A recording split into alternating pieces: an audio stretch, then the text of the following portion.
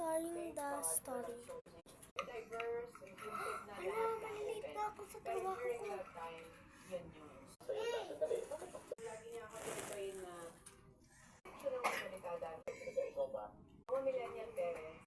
Okay na yata ito. Sasabihin ko kay kapatid na pupunta na ako sa trabaho ko. Kapatid! Ano po? Pupunta na ako sa trabaho, ha?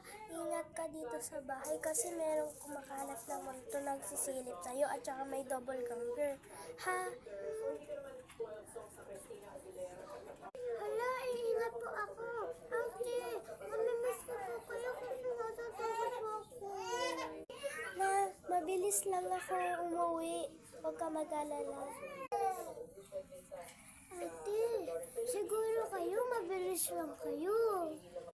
Oo, sige na, paalam. Paalam din pa. Alis na si ate.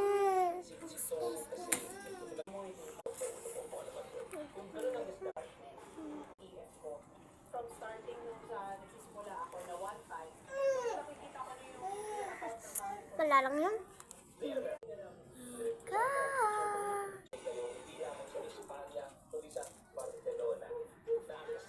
Sino yun?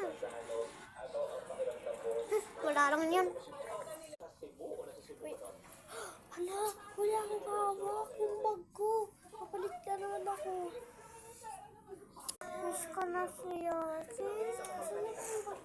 Oh, kumakain ka pa rin? Miss ko na po.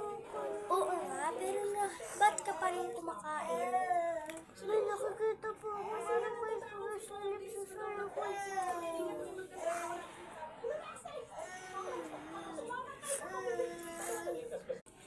Kapatid, baka nag-i-start naman ako sa'yo yung mga multo at yung mga double ganger. Kaya ate, ayoko na. By the way po ate, bakit po kayo bumalik dito? Kasi naiwan ko bag ko. Ate, bakit niyo po naiwan bag niyo? Nakita ko naman hawak-hawak niyo po yun bago umalis. Ano ka ba? Cellphone ko yun.